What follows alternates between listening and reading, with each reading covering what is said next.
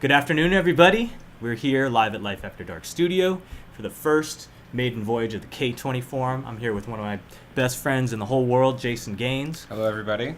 And today we have an amazing guest, teacher, and mentor, and technological wizard, Chris Mangum, who I was introduced through Jason. Do you want to say anything about your relationship with Chris? Oh, absolutely. Yeah, sure. I've known Chris for several years now. We actually met at Apple about, 5 or 6 years ago? Oh, I think about 6 or 7 years ago. Maybe even a little bit longer at this point. Yeah. And it was a forum for working with educators in technology, actually professional musicians in technology, who are also going out to help train and engage other professionals inside of media technology. So we're both specialists in audio engineering software, video production software, and post-production techniques for those software titles. So Chris and I met there and became fast friends and colleagues, and now we're here together. Awesome. Absolutely. Cool. So, let's take it away. Let's not waste any time. I know that we have some issues and some questions and some topics that we want to talk about. Sure, yeah. All related to music education and revitalizing it, bringing it hopefully forward to a better place. Absolutely. Right? Well, yeah, and that kind of falls into a couple different areas of conversation, rather. And the first is really, how do you define music education? What does that really look like now? And what could that look like going forward? Maybe some of the challenges that we have, some of the successes that we can grow upon, but really just looking at what we're working with right now. So maybe I can pass it over to Chris, because he's right in the classroom now and could maybe even touch on some of those topics. Well, we have to ask ourselves a really basic question of what we think we're doing as music teachers. Are we trying? What kind of student, what kind of person are we trying to create? Are we trying to create a consumer, somebody who consumes music? Are we looking for someone who produces music? Are we looking for someone who are we trying to, what's the person that we imagine on the other side of this education process? I think that we're confused about this very basic question. We should begin by just addressing this, like, what's the purpose of music education, especially in public schools, because I think that's probably the most universal. So what is music education doing? And that's a good starting point. A lot of people would say that arts education in general has a democratic mission, that it's about creating free citizens and about liberating people in a certain way intellectually so that they can imagine new possibilities in their own lives and in society. And that's sort of a lofty way of thinking of what music education is doing. But I'm grappling with this. I don't think I have any answers, but I'd like to open it up and talk to you about what you think too about what are we doing? Are we Exactly. I mean, I would say ideally when we look at music education, at least in my mind, right? And being a music educator myself as well as a professional musician, I kind of sit on both sides of it because.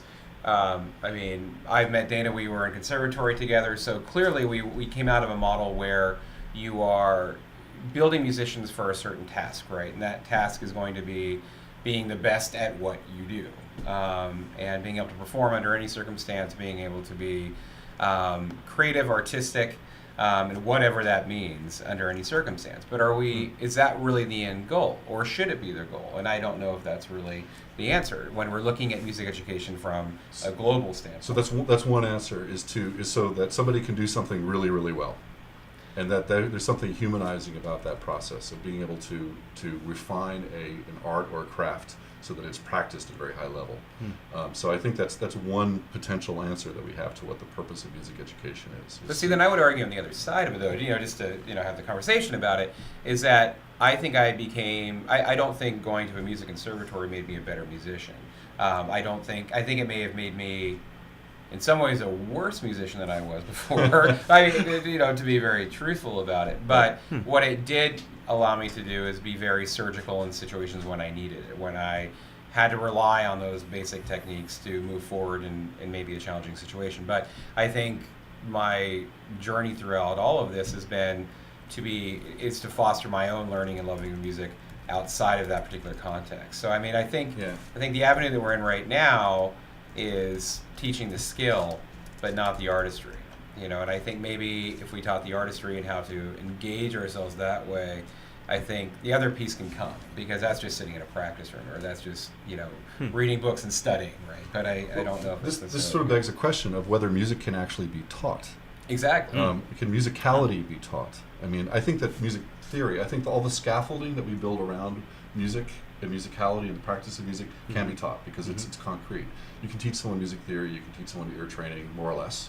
Right. But the musicalness, your musical nature, your musical soul is something that is organic, that has to kind of live inside of the scaffolding, that's supported by all of it, but isn't really maybe teachable.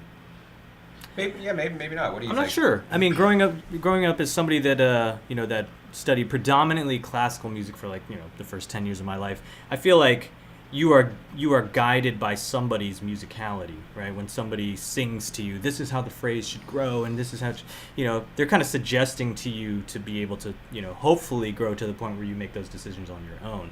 Unfortunately, I think that the tradition actually might sometimes put a constraint on that, you know, people's idea of phrasing or idea of shaping, you know, musical melodies, dynamics, interpretations, inflections, vibratos, all these, like, you know, musical elements which make up musicality are constrained by people saying, like, well, you know, this is logical, this is what it sounds like. But I think what it comes back to, though, I'd like to circle back to the question that you first asked when you said, who are we trying to shape? Are we trying to shape performers? Are we trying to shape consumers? Or are we trying to shape both? And actually, that was my question. Why not both? Well, yeah, why not both? I mean, for me, growing up, I'm an educator here in New York City, or at least I've had education experience here in New York City. But growing up in California, it was a completely different context what I have here. You know, you look at music education programs today, and this might not just be New York, this might just be across the board, I don't know. My experience is limited to here. But I grew up in an environment where the goal really was, from nearly start to finish, even if it wasn't an explicit goal, but the tacit goal was to become a professional musician, even from the time I was in 8th grade, right? So, or even younger, all the way up to feeding into a conservatory, and doing professional gigs, you know, before I came to New York, and then certainly diving in much after.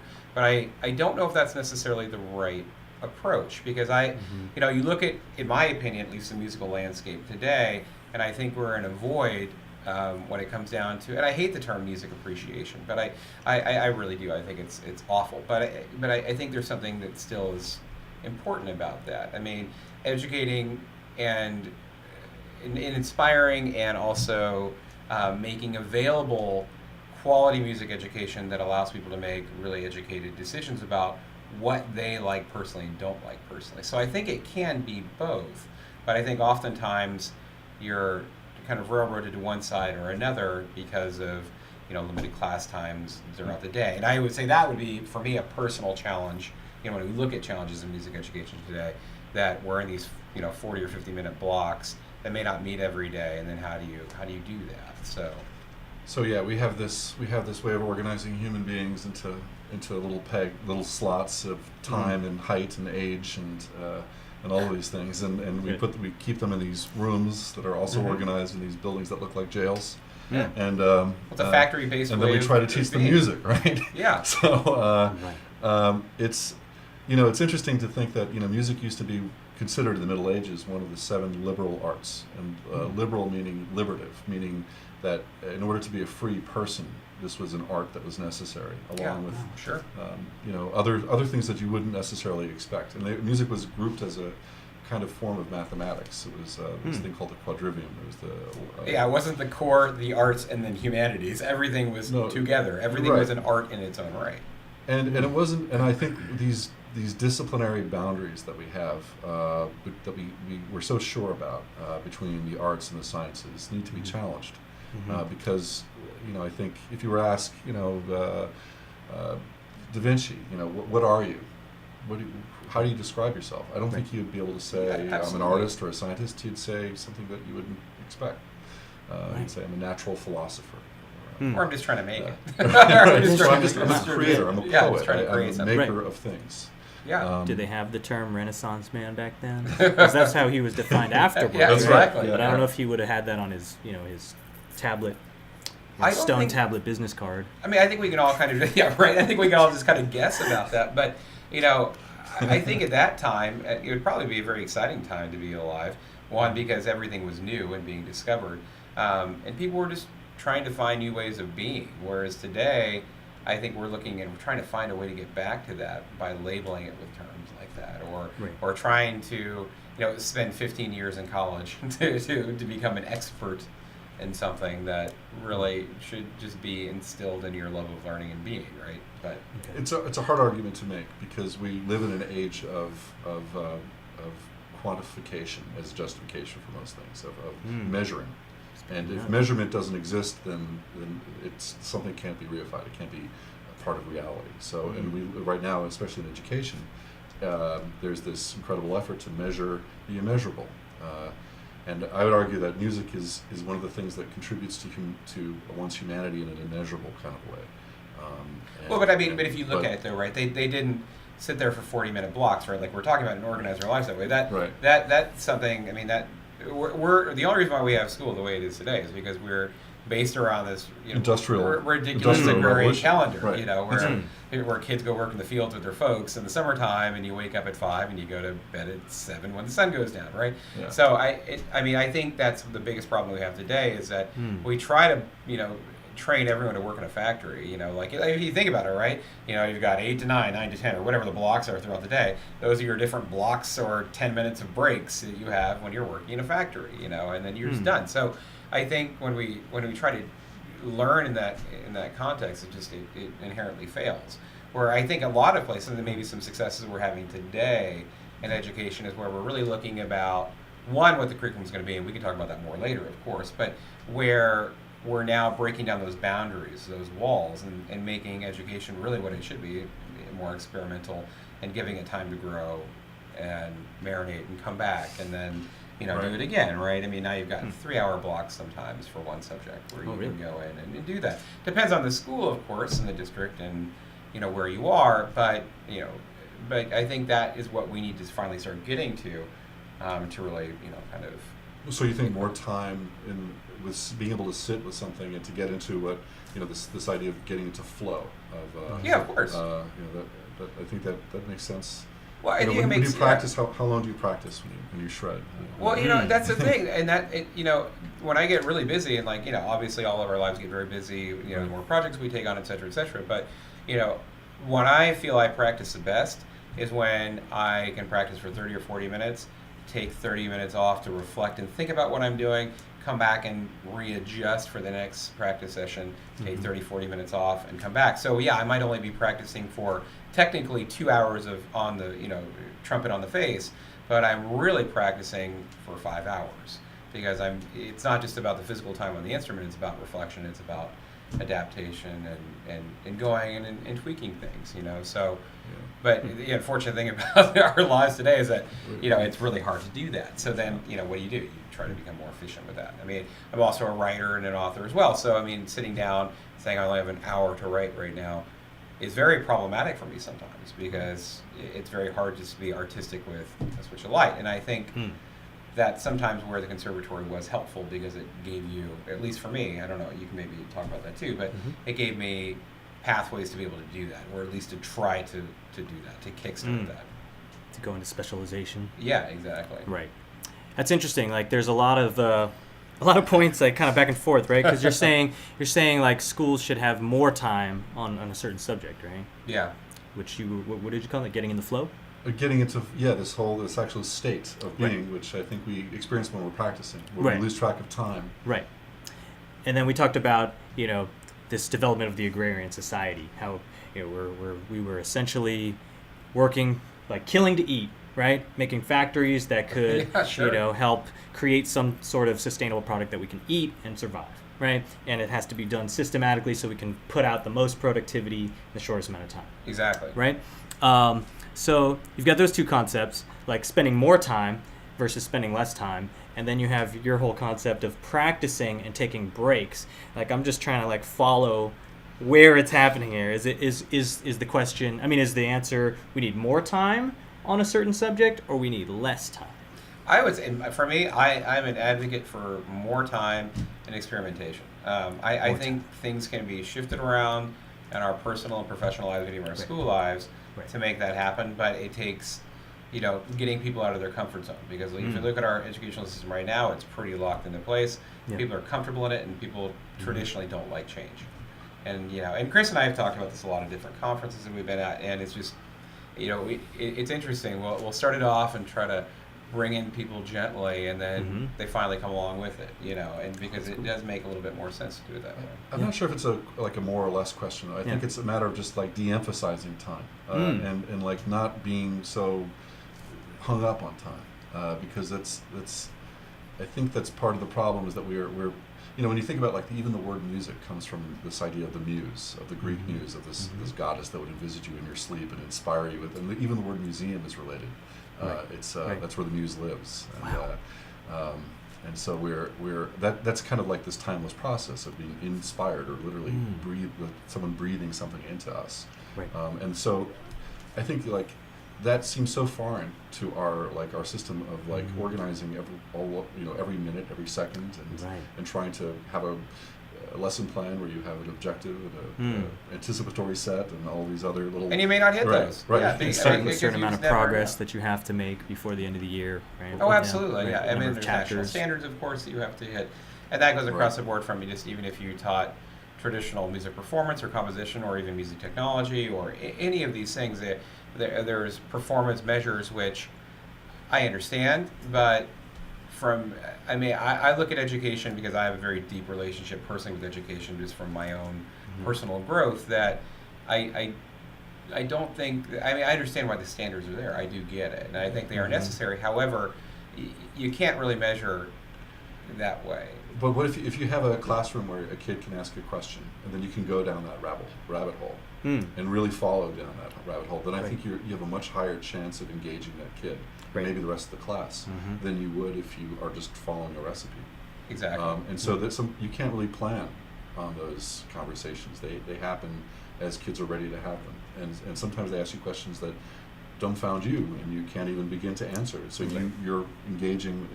That's part of, I think. Wait, Chris, you're not the teacher that just shuts it down and says no. Let's just move on. Move on. No, it doesn't work. I mean, and then you lose respect. That's a really good question, but we'll have to get back to that. Exactly.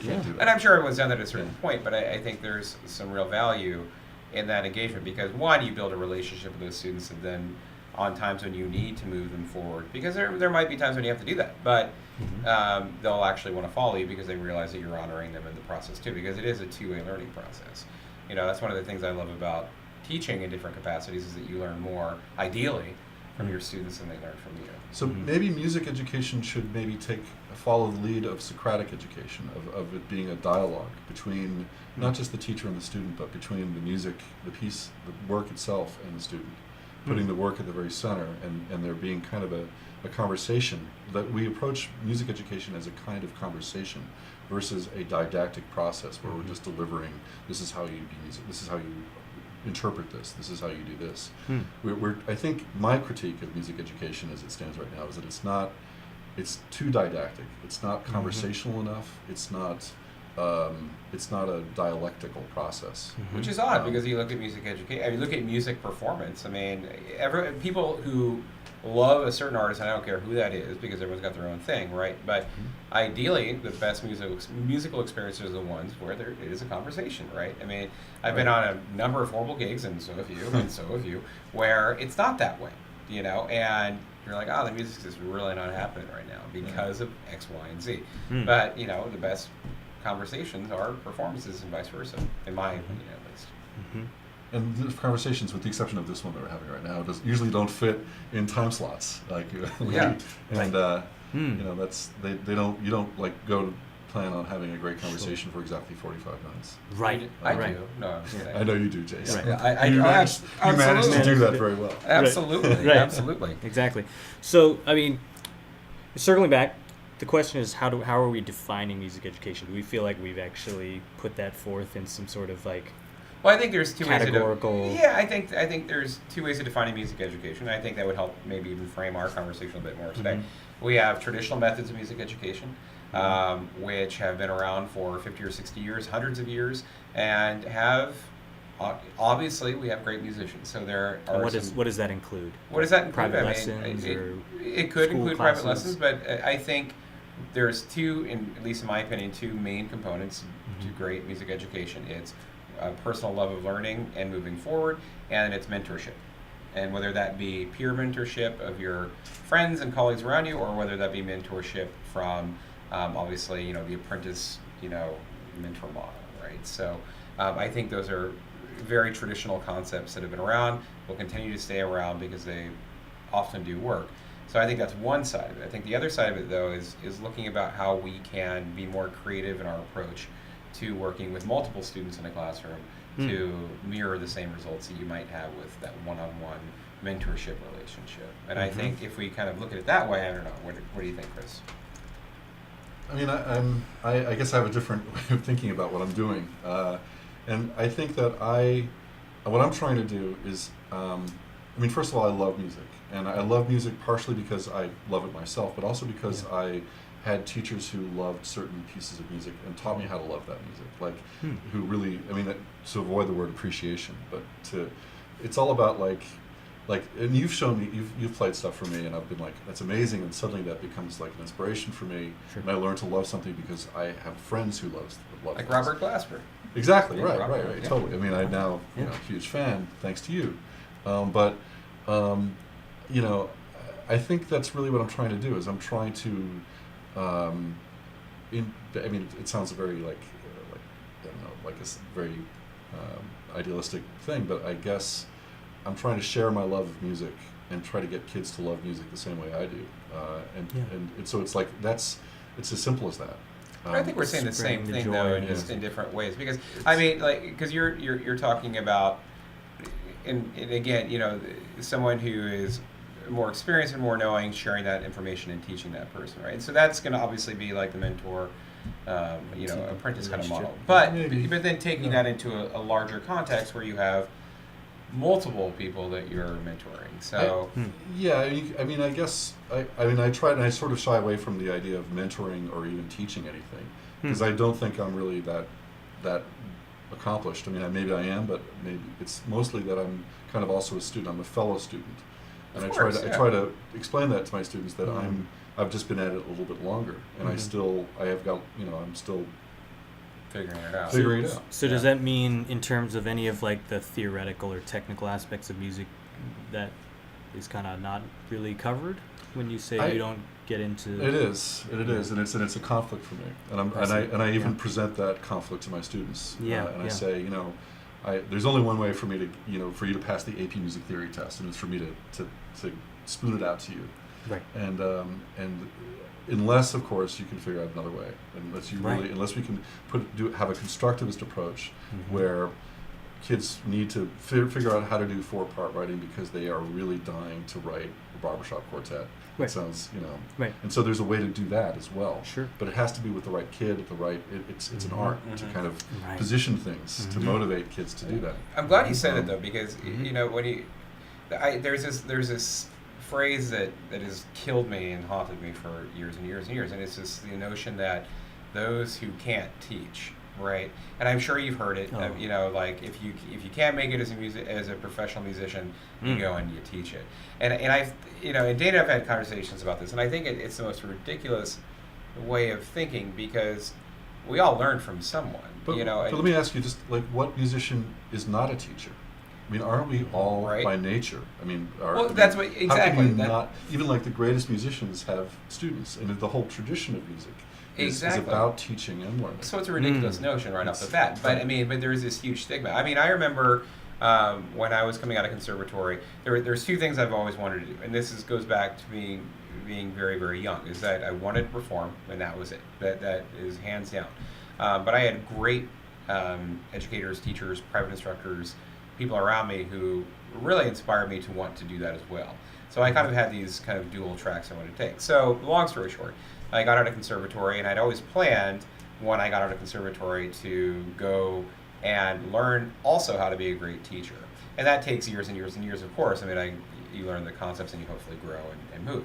But I remember doing that, and a number of my colleagues here in New York, and obviously I won't say who they are, but I mean, there's a number of my peers at the time who said, "Oh, Jason just can't do it anymore. He just dropped off the face of the planet.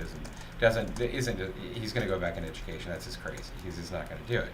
And and it's just ridiculous because now, 15 years later, 10 years later, they're all doing it or trying to be educators, but they're doing it kind of in a horrible way because they've never put any thought into it. They're approaching it from a reactive state where now they're just doing that for the financial reward of teaching rather than the actual reward of building a relationship and seeing that relationship grow over time. Well, so maybe part of the solution to what music education is or what it should be, is that we need to instill the values of education in music education. That in other words, we need to create students who understand the value of the teaching and learning tradition in music, so that they go into it knowing that that's what they're doing. Oh yeah, absolutely. Even music is it's instructive. Like the chorus kind of teaches you what the chorus is, and there's something about the structure of music that is essentially, arguably educational. But I think that there's no way to enter the world as a musician without being an educator, without being a teacher. I mean, it's almost a redundant thought in my mind. Exactly, which and that's why I think it's so strange that we have schools of music education and we have schools of music. That doesn't make any sense to me. Right. You know what I mean? Like you go to music conservatory, but then you go to a school of education that specializes in music for that, or has a music component, right? Where now a number of music conservatories, and maybe they're just doing this because there's so many musicians going out. I have no idea what they're. I have a couple of opinions on that, but I'll leave them to the side. But they both kind of ask each other interesting questions. They ask the educator will say, well, how can you teach music without the theoretical constructs of education? And then the musician, the person in the music school will say, well, how can you teach without the experience of being trained at a very high level? Yeah. Well, because it's this idea, right? Because I look at education as not learning to teach, it's learning to learn. Learning to learn and then share that learning with others. So that's what education is to me. So the whole idea of teaching is strange. So if you then pull that over to a music conservatory, right? You're teaching them how to learn, which is then teaching them how to better themselves. So it's just it's an interesting thing that I think if people looked at it that way, we wouldn't have this weird dichotomy. What about the idea? So you were saying there's this common the common phrase, those who can't do teach, right? I've heard it a million times. Yeah, we've all heard it. But unfortunately we've seen it happen as well. Like you said, we have folks that I play, kind of sick of it. Maybe now it's time to teach, right? Because the way I see it is that actually the system is set up as such, because we are taught, especially when you go into a conservatory, you're taught everything about how to perform music. You're not taught any basic life skills about how to do laundry. You're not taught how to you're not taught how to cook. You're not taught how to balance a checkbook. And you're certainly not taught how to build your own business. Absolutely not, right? So the system in itself is designed so that if you cannot play music, then perhaps you can only teach what you've been taught. And then the unfortunate part about that is that you've never taught them how to learn themselves. So then So how do we go into this ideal place where you're talking about where we can get into the flow, we can spend as much time as we need to on our craft and flow freely without time, yet also instill sort of the the basic necessities that we've got to have, the tools we need in order to actually say survive and coexist in a society? Well, I mean, to do that, it's a 24-hour process. It has to every day that has to be wanted by the person who's there. I mean, you can try to instill that in people all you want, but there has to be this need or want to better yourself. What do you think? I think that we have to think more broadly about what music education is. We need to educate the human being. Mm-hmm. We can't just transfer a skill or a technique. This is about creating full, well-rounded human beings, and using music as a practice that is And so I think when you think very broadly about these things, Right. the conversation that you can have with a student can touch on all of the above. It can touch on how to be a good businessman and how to Right. be make do all the other things that you need to do to take care of yourself as a musician. Right. So I think that really, like, a broad humanistic liberal approach to music education is what can help in this case. And I think people are starting to really want that. I do. I have a follow-up beyond that. I'm wondering if that's the case. Should there be a change in the admissions process when you decide that you're going to go beyond just the regular practice and you're going to go, say, into a music conservatory, right? Well, in Because what way? isn't it kind of implied that when you go to a Juilliard or a Manhattan School of Music or any of these like music-based places that you're going to really kind of like, you're going to go, you give it your all, right? And you're going to go into It's almost that. a trade school at that point. It's a trade school, right? You're not going to go into the Culinary Institute and hope to come out a golfer, right? So maybe there's a Right. place for trade schools in the scheme Right. of things. Right. That's why I'm wondering Yeah. if we want to improve. But I would like, having graduated conservatory myself, I would like to have had those extra opportunities, like what I said. Like I didn't know how to cook when I got to New York.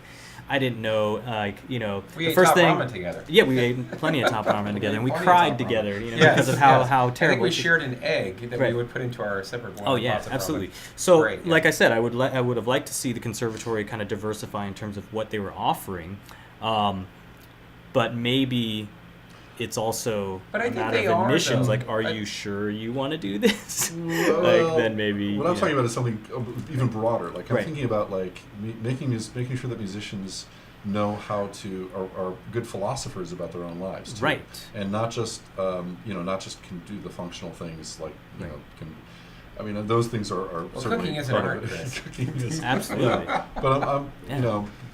but I agree. I mean, it's a tough thing because Right. you have people who have incredible aptitudes who deserve to be in special environments where they Mhm. get specialized training for that. Sure. But unfortunately, the laws of capitalism, as The it market affects bearing, yeah. markets Mhm. and the University of Education, higher education, Right. has a way of driving these artificially so Mm. that these specialized environments become sought after places that imply status and don't necessarily aren't really used for what they can be used for. They Absolutely. they become artificially inflated status symbols. Right. And so there are people who probably belong in such places Mhm. who may not have the usual traditional means or even the evidence.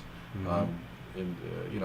So we're kind of a disconnect between schools that really should exist to serve people with special aptitudes Right. and gifts, and kind of this larger critique of capitalism and education.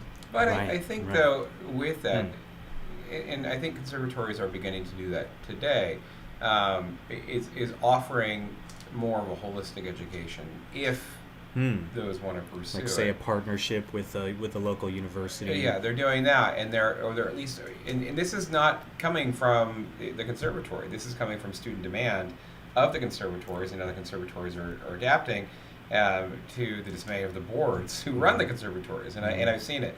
I mean, I did my dissertation, or finishing up my dissertation, in this very subject of looking at the curriculum in music conservatories, and I spoke to literally dozens and dozens and dozens of students across the country, and their biggest complaint or their critique, they said many other things. I mean, this is just one subject of the study, but that they wanted the opportunity to be able to learn music technology, learn entrepreneurship, learn more about the arts.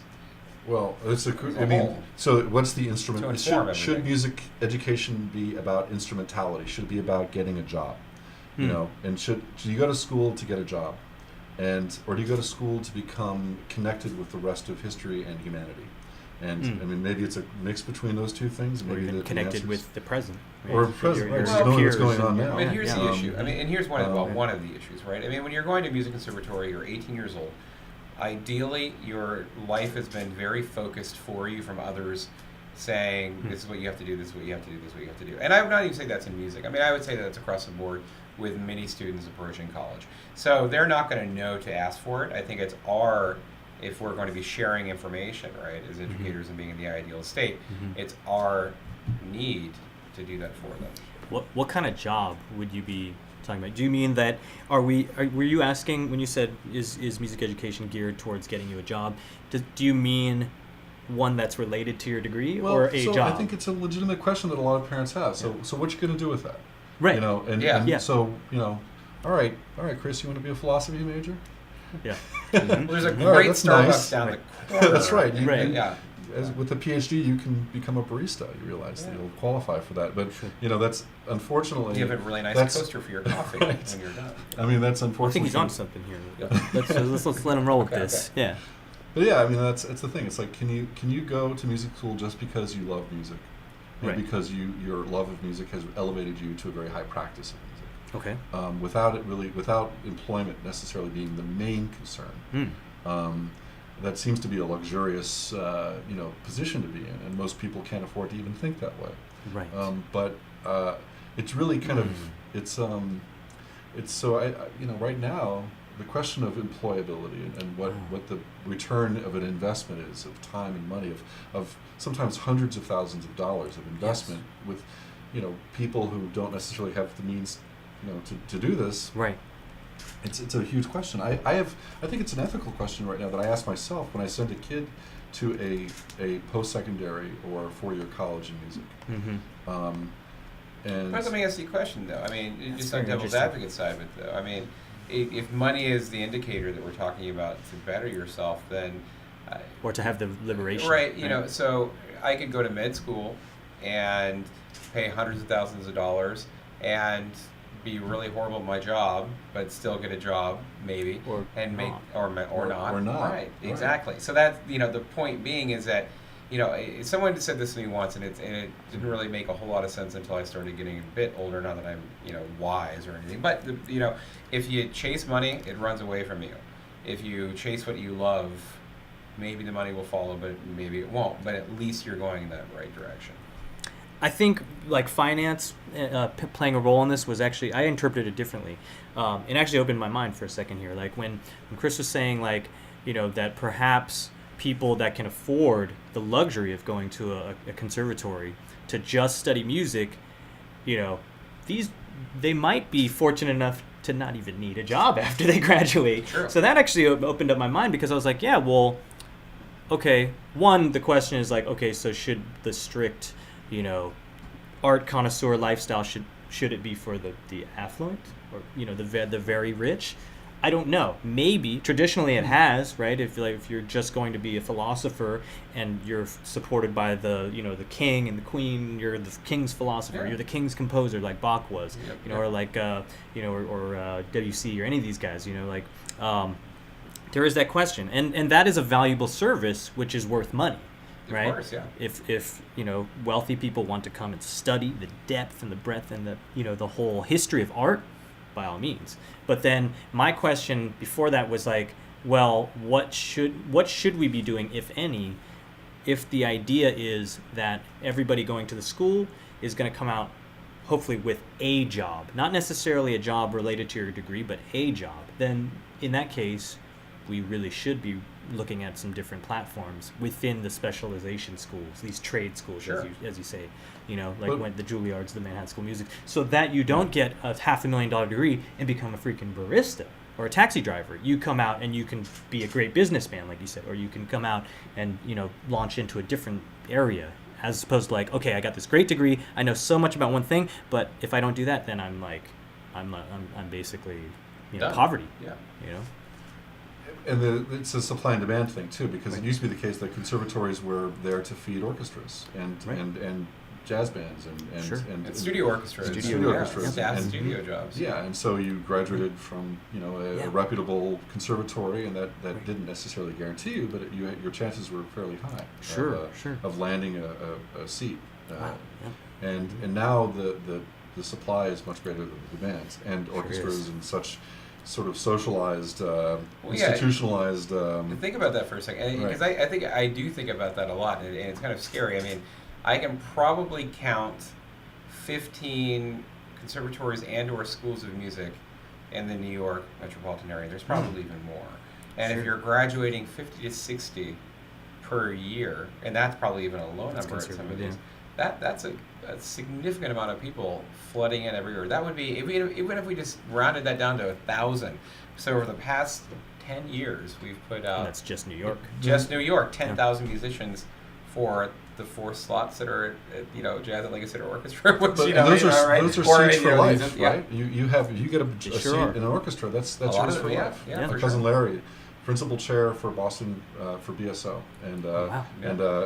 or he's second chair for BSO, but that's his job for the rest of his life. As Right. long as he lives, he will Yeah. be that guy. Yeah, if you want it. And if you Yeah. want that It's a job, tenure you have track. to Yeah. kill Larry. That's Yeah, exactly. Oh yeah, wait it out. Yeah. Yeah, exactly. Right. So I mean, that's interesting. I mean, but circling back to the education part of it, though, a lot of those people, or the vast majority, teach. They're making great salaries in their orchestras. I studied with Vince Pinzarella of the New York Phil for a couple of years, and he would have his season. I forget exactly how long the season was every year, but then he'd have several months off, and he would teach 8 hours a day. 8 hours a day, trumpet students doing that. And not because he had to, because financially he was set. I mean, he had a beautiful apartment, just off the salary from the New York Phil, great guy, wonderful. But that was part of But the he wanted- tradition of yeah, what he exactly. did. He wanted to Yeah. uphold the tradition. Yeah. Mm. Mm-hmm. And it kind of makes me think about, the professional musician inside of, the classroom. Is that something we need to have or not have? Right. Is that slowing down culture in a way? Are we doing something that's potentially destructive by putting the emphasis on employability and trying to create? I mean, that's my kind of the question that I grapple with what I do. Yeah, it's an ethical question of But I don't think that's just solely related to music. I mean, I think that yeah, that's a good the point. vast majority of students who are coming out of a 4-year college or 2-year college or whatever they're doing to educate themselves, really think about that. Your chances of becoming independently wealthy as a musician are very, very slight, and I think that's a very important statistic to put out there for most people who have a musical dream. Right. But I think that your chances of becoming part of the musical world in a way that creates a sustainable life for yourself as both a performer and as a teacher and as a music creator. I think that's much more feasible, and the more people that do it, the larger the industry actually becomes, and the more sort of a center of gravity that actually it's sort of the more. Well, let me ask you Right. this, because I think you're right. So then do we break down those labels of professional musician versus non-professional musician? What does How that do we look like? define that? Yeah, right. What Right. does that look like in the classroom then? Because of course, like in any profession, you're going to have people who excel, and you're going to have those who just kind of don't, right? So, just thinking about the professional musician, does that make the education better? Do we need that title, or are we thinking about, if we're looking at music holistically, right, of being something that it enriches your life, and you're in this community, as you say, of music loving and being, right? Do we need that title, and then what does that look like, or what is that? You know what I'm saying? Well, I mean, technology has democratized music education. It's YouTube has some great guitar lessons on it. Mm-hmm. You can learn a lot about how to do a lot on YouTube, Sure. and the tools are accessible to everyone now, to most people, and so even like I think even some of the rarefied air from the conservatories kind of breathes its way into YouTube as well. So I think it's possible to even approach good musicians and ask them for their input and their feedback. I think it's one of my point is that you don't have to pay for a great music education. Mhm. I think that it's even through public schools it's made available. So I we would do have to agree. ask ourselves the question of what we're doing, like what's the point of all of this?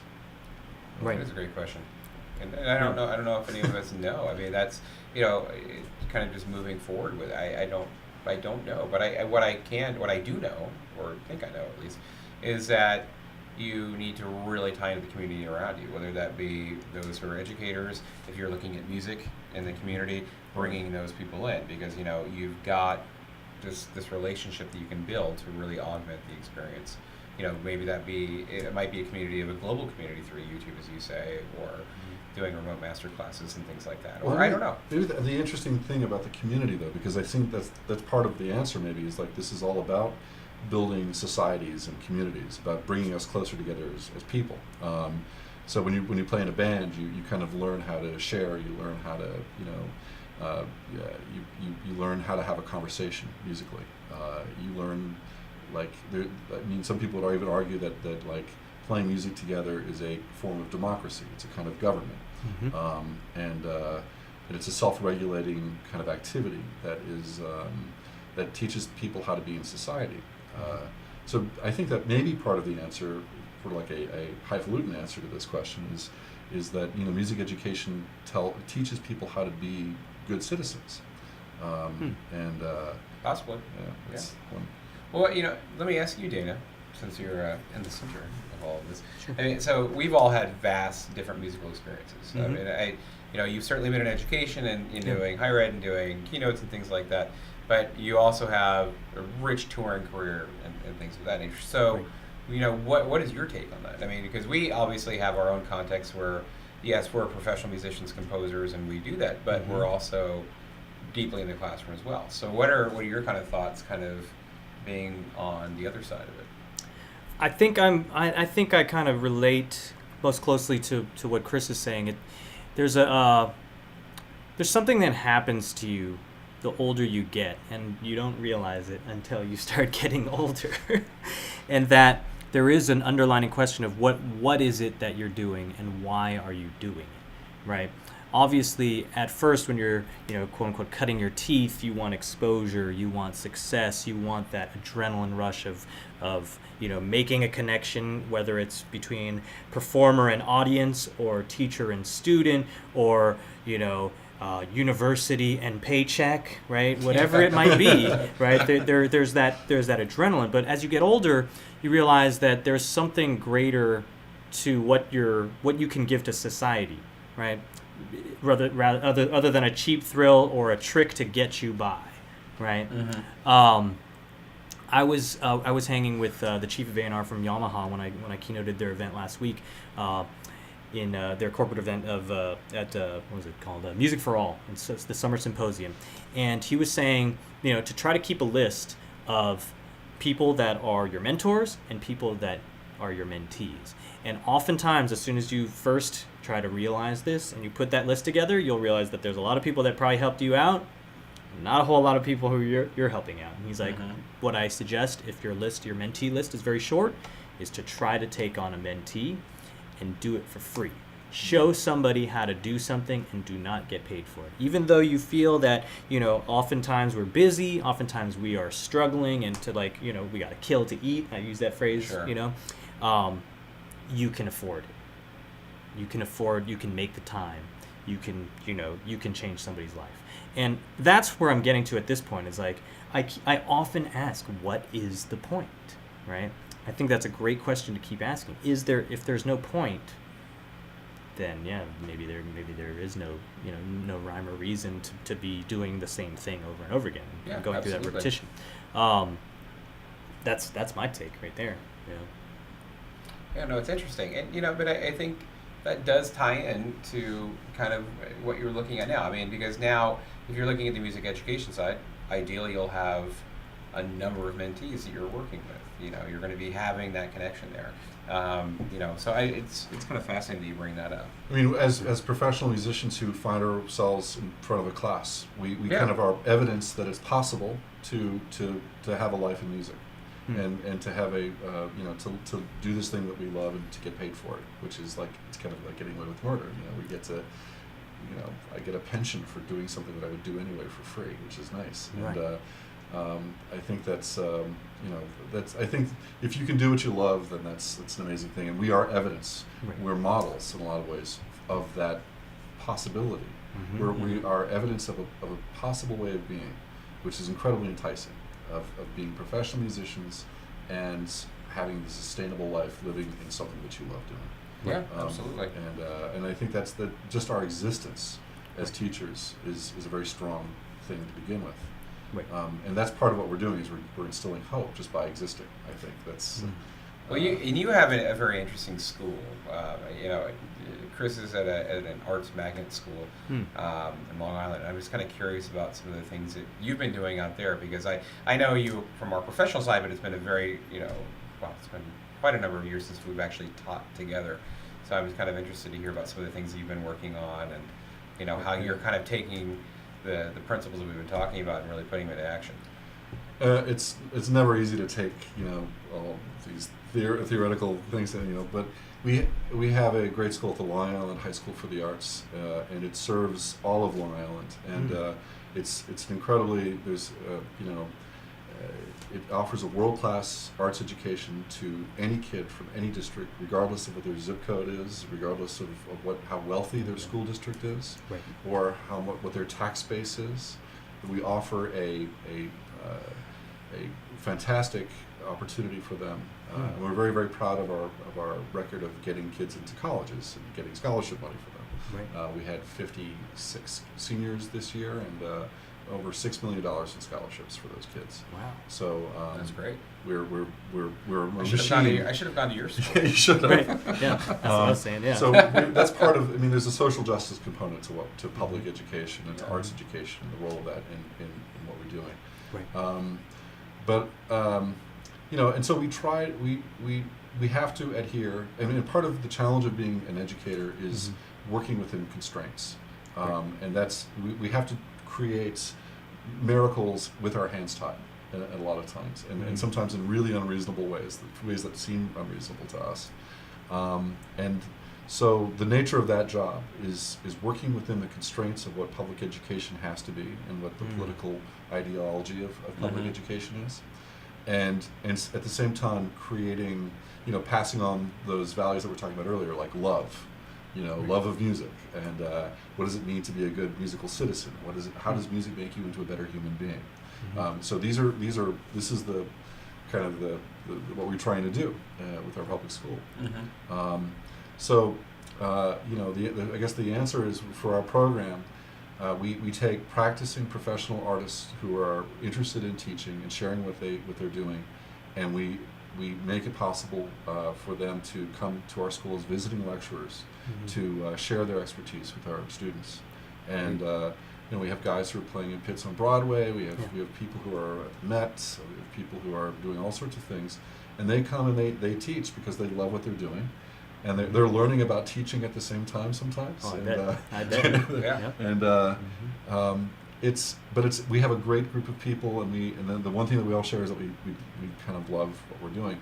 But that is a different kind of situation than most other professionalized ideas of what music education is, where I happen to have all the bells and whistles of a professional music educator. I have the master's degrees and the certifications and all of that, but that's sort of beside the point for me. So anyway, the school is great because it's small, it's a safe community, it's a place where kids can just be who they are, and the word tolerance is not even tolerated. It's about celebrating difference between the kids, and really kind of encouraging them to express themselves. And so it's a great place for a kid to go. It's called the Long Island High School for the Arts. We're fighting for its existence right now because the arts are always at risk when you are in a time like ours. So we're launching a public-private partnership to support the foundation that supports public education for the arts. That's great. So it's a huge, becoming a public school teacher is not just a matter of sitting in front of a classroom and dispensing, whatever you think you're going to do. It's about becoming a social activist. It's about becoming a member of your community, and it's about learning a lot about kind of thinking a lot, I should say, about what it is that we're actually doing with arts education. So that's my journey with the school has been incredibly rich one, and so I feel like I'm building something good. Oh, great!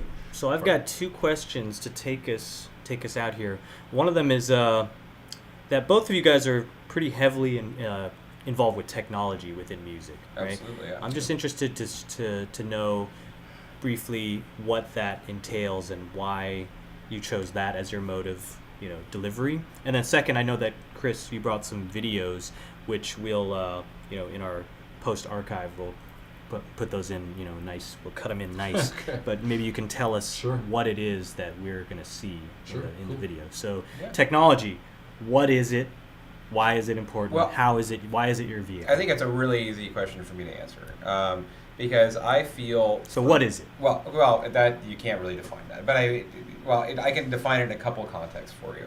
I think technology is. I believe you said this earlier, Chris, but I know we personally had conversations about this. It's a great equalizer. As it applies to music. As it right? applies 'Cause- to music. So music technology is a great equalizer of learning and being, and it allows.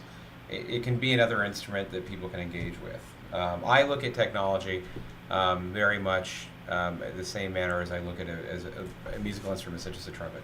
Okay. I think it'd be very interesting, and In fact, a lot of times it is, right? in fact, a lot of times it is. I mean, I think it'd be very very interesting Yeah. if in 5, 10, 15, 20 years from now, we see students auditioning for music programs in universities or conservatories with the laptop being their instrument. I think that's fascinating to me. I think the possibilities are limitless and just really excite me. So that's why I've really dived, or taken the full dive, I should say, into technology. What do you think, Chris? Well, I think music has always involved technology. I think Sure. it's the nature of musical instruments is technological. Yeah, the trumpet And- was high technology when it was invented. Exactly. Yeah, So, I mean, exactly. Yeah. Oh, nothing- sure. I mean, technology, the rate of change of technology has changed, and that's the one thing that's different. And so there's novelty attached to technology now, Mhm. which is different from the way it has been historically. So the added element of novelty creates more of a draw into the creative process, and we can ride that wave. We can take the novelty of technology and engage kids with that novelty. That's the one thing we have going for us. But other than that, I believe technology should just be transparent. I don't think that we should be teaching button pushing or about. Oh, I agree. We should. Yeah. When a kid says, "Hey, that's cool. How can I do that?" That's what we want. Right. And then we can latch into that, and we can take them somewhere from that question. Mhm. And so if the answer to that question involves technology, then so be it. It usually does. But it's really getting to that point of a kid reaching out and saying, "I want that," and Or I want that technology- sound, or I want Right. that. Yeah, exactly. How do I do that? That's cool. Well, no, you're absolutely Or right. they say that's sick. It's Yeah, like- that's sick. Right. Right. No, but I mean, because you could sit there and open up any digital audio workstation, or go get any other software plugin, like let's just say a compressor, for example, right? I mean, you're going to have like 50, I could just name like 50 different models of software compressors that are out there, right? Yeah, right. But it's really not about the model, it's really about what compression is doing. It's not the vehicle to get there, it's what the end result is. How come that voice sounds so fat, and why is it so? like, Exactly. There we there's go. something about that I can't even put my Yeah. words together to describe it, but and so that turns out to be a combination of EQ and compression. So for you guys, it's more of a demystification of the ingredients that make sound and make music. Well, I would say it's just maybe when it comes down to it, technology is going to change. It's going to change 5 months from now, 6 months, a Right. year, 10 years, whatever. Right. The vehicle that we're riding in to get there is going to go through a number of different model revisions, but the where we finally get to at the end is going to be the same place. So it doesn't matter how you get from point A to point B. It's just what is at the end, and what is the vehicle for getting there. Because a lot of people today will just, like as Chris said, get up and here's the push button. Here's exactly what you do inside of Logic Pro to make this particular thing happen. But the purpose of technology for me is to engage kids. Exactly. It's not to actually create a product as much as it is to have a purposeful process with the student that where the student wants to do something and learns how to do something, and so that's my my take on it. And so really quickly with our last few minutes here, few seconds actually, what is it that people are going to see? So we put projects at the center of our education. Okay. So one of the kids saw something on America's Got Talent where it involves people wearing electroluminescent costumes. Oh, cool. And the question was, that's cool. How do I do that? Yeah. How can we do that? Yeah. And then the answer becomes Yeah. the curriculum. Yeah. And the answer involves composing original music. It involves electrical engineering. Right. It involves learning how to solder. It involves learning how to create a costume. It involves working with the dance department to create original choreography. So what is the name of that class? Well, this Is there a name? It's just like hang out with Chris and hang out with Chris. No, it's we call it digital music production, media and production. digital media. digital music and media production. Hanging with Mr. Chris. Yeah. That's great. So, but I mean, it's not just one class. I mean, this brought a bunch of different departments together. The arts Right. department, our fashion design department, Wow. our dance department, Yeah. and the music department, and kids who are really interested in theater, in our theater tech department as well. We have all these different people that came together. In fact, even our custodian was up late the night before the show sewing. Oh, wow. He was like at 10 p.m. He was like joining us, like Yeah. putting these costumes together. Yeah. So, this is just footage from. These are actually, I've got the costume right here. These kids are this is a choreographed number using these things, and this is actually the costume itself. It glows in the dark and So this switchable with a little thumb switch. So that's exciting. This is a hoodie. It's a hoodie, and this is called electroluminescent wire, EL wire, and there's a battery pack inside, and the kids, an inverter, they attach an inverter, and they soldered a switch onto it, so you can switch it on and off. You can do it to the beat, and there's a kind of different special effects that can be done with this. So it's in a way it's beyond music education. It's a whole different thing that this involved. A kid who wrote this music originally, and there's it connects music with dance. So it does exactly what I was talking about before, which is to break down these borders between artistic disciplines, between art, music, and traditionally defined academic disciplines. So that's this particular project. Right. But that's just an example of one of the many things that we do at Long Right. Island High School for the Arts. Here they are. It's very You can cool. see this is our first run through, so some of the costumes are falling apart. but yeah. Yeah, it's very cool. How are they controlling those with the switches? Yeah, with the switches. But the next step will be to attach them to Arduino boards and control them through Bluetooth and use MIDI sequencing to create much larger sets. So this was our first stumble out of the gate. Yeah. There'll be much more. I would call it a stumble. That is really remarkable. Yeah. Thanks for sharing that. Sure. That's awesome. Well, I think Thank that you. pretty much concludes our time here today, and we thank everybody for tuning in. And that I know that's a lot to chew on. I myself will be studying the words and trying to, find my head from my tail. Within those moments. But we thank Chris for, generously coming down here and sharing some knowledge. Jason, my main man, I thank you. No problem. Any It's a pleasure. closing words? No, it was a great conversation, and looking forward to the next installments of our panel. So it'll be great. Absolutely. If you're interested in staying in touch, as always, you can find us at facebook.com/lifeafterdarkstudio, and on Twitter, lifeafterdarkst, and Google Plus, where we're broadcasting from this particular episode. Stay in touch, give us your feedback, your thoughts, and we will tune in again a month from now. We'll also be posting an archive quite soon with Chris's segment, as well as plenty of other musical and exciting things happening from New York City related to music and media. So thank you again. Thank Awesome. you. Thanks. Thank you.